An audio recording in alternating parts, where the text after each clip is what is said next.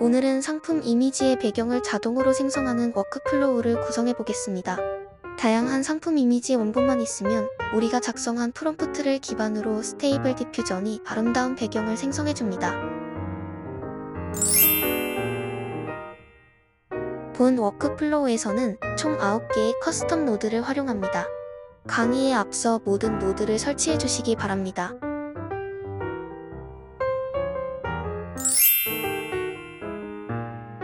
워크플로우는 총 5개의 스텝으로 이루어져 있습니다. 최종 워크플로우와 함께 각 스텝별 워크플로우도 따로 업로드해 두었으므로 워크플로우 디테일을 공부하실 분들은 각각의 스텝별 워크플로우를 다운로드받아 따로따로 분석해 보시기 바랍니다. 이제 각 스텝별 워크플로우를 함께 살펴보겠습니다. 5번째 스텝에서는 각 스텝에서 살펴본 워크플로우들을 통합해 전체 워크플로우를 실행합니다. 첫 번째 스텝은 프롬프트 속 특정 단어를 바꾸는 텍스트 리플레이스를 다룹니다. 먼저 스텝 워크플로우를 다운로드 받은 뒤 컴피UI로 드래그하여 불러옵니다. 언뜻 보기엔 매우 복잡해 보이기 때문에 이해하기 쉽게 노드를 잠시 정리해 보겠습니다.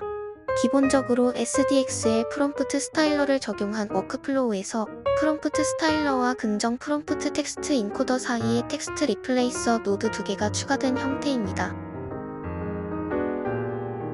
프롬프트 스타일러에 입력한 프롬프트 속 XXX와 YYY가 각각 사용자가 입력한 다른 텍스트로 치환되도록 구성합니다.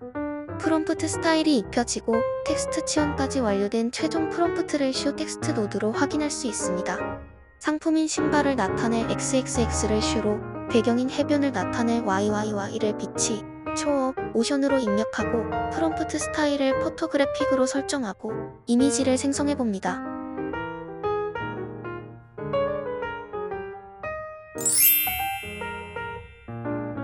두 번째 스텝에서는 빈 캔버스를 만들고 그 위에 배경이 제거된 상품 이미지를 원하는 위치에 원하는 크기로 올려봅니다. 스텝 1과 달리 조금 복잡하기 때문에 순서대로 함께 워크플로우를 구성해 보겠습니다.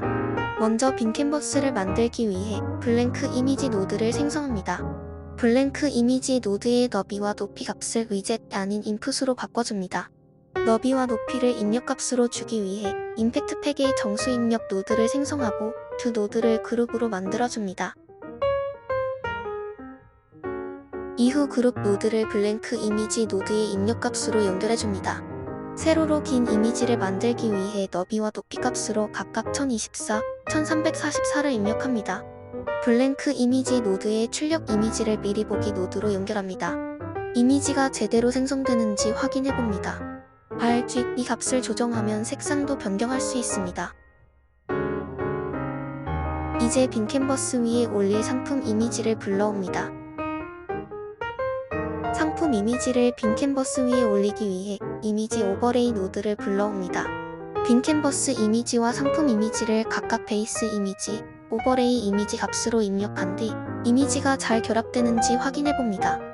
결합은 잘 되지만 상품 이미지의 크기가 작습니다. 상품 이미지의 크기를 조정하기 위해 이미지 리사이즈 노드를 추가합니다. 이제 상품 이미지 크기를 직접 조절할 수 있습니다. 상품 이미지를 1024로 확대해서 결합해보면 정상적으로 잘 동작하는 것을 확인할 수 있습니다. 이번에는 빈 캔버스의 높이를 알아낸 뒤 그 높이를 기준으로 상품 이미지의 높이를 계산하는 노드를 구성해 보겠습니다. 먼저 get 이미지 사이즈 노드를 생성하여 빈 캔버스의 너비와 높이 값을 받아옵니다. 그 후 매스 익스프레션 노드를 생성하여 받아온 빈 캔버스의 높이 값을 A 입력 값으로 넘겨줍니다.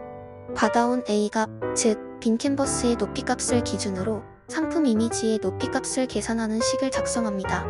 이미지 리사이즈 노드의 높이 설정 위젯을 입력 값으로 바꾸고 매스 익스프레션에서 계산된 값을 입력 값으로 넘겨줍니다. 계산식의 높이를 바꿔가면서 상품 이미지의 크기가 자동으로 잘 변환되는지 확인합니다. 정수 입력 노드를 따로 생성하여 매스 익스프레션의 B 입력 값으로 연결해준 뒤 계산식을 수정합니다. 이제 B 값을 조정하여 빈 캔버스 대비 상품 이미지의 크기를 조절할 수 있습니다.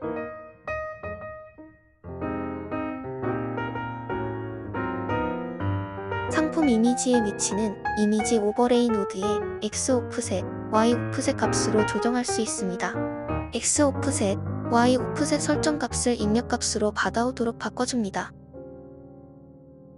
이제 상품 이미지의 위치를 조정하기 위해 매스 익스프레션 노드 2개를 추가합니다.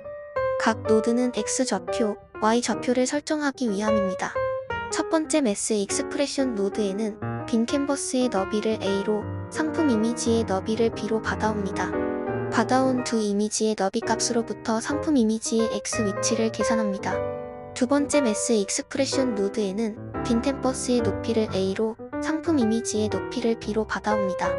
이번에는 받아온 두 이미지의 높이 값으로부터 상품 이미지의 Y 위치를 계산합니다. 좌측 상단 모서리를 원점으로 우측 아래로 좌표를 계산합니다. 계산식을 이해하고 나면 값을 수정하여 상품의 위치를 마음대로 바꿔줄 수 있습니다.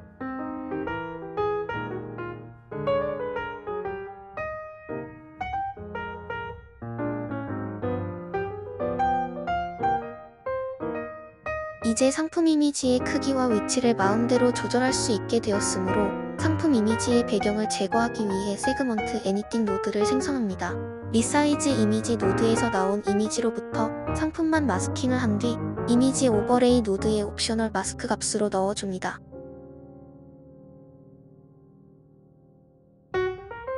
이때 마스크를 반전해서 넣어줘야 배경만 제대로 제거가 됩니다.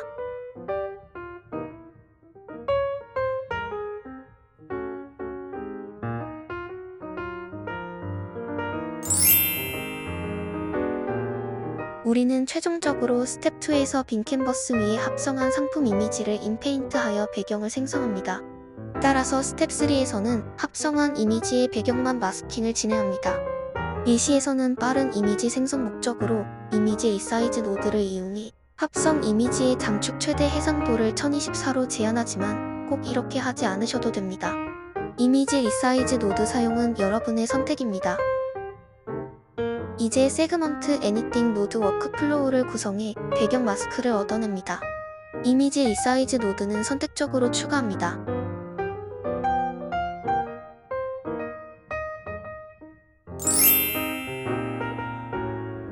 네 번째 스텝에서는 인페인트를 진행하기 전 마지막 단계로 컨트롤 넷 뎁스 모델을 이용해 전체 이미지에서 상품의 부피와 위치를 고정합니다.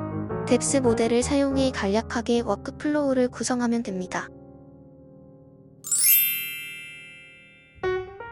마지막 스텝 5에서는 지금까지 살펴본 모든 스텝 워크플로우를 연결해 이미지를 생성해 보겠습니다.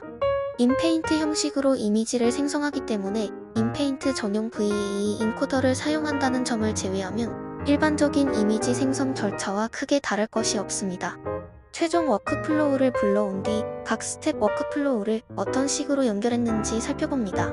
텍스트 리플레이스 스텝에서 XXX를 치원했던 상품 프롬프트가 스텝 2, 스텝 3의 세그먼트 애니띵의 프롬프트로 직접 연결되었고 각 스텝의 결과 이미지들이 다음 스텝으로 어떻게 전달되는지만 살펴보시면 될 것 같습니다. 설정 값을 확인한 뒤 Q 프롬프트를 눌러 이미지를 생성해봅니다.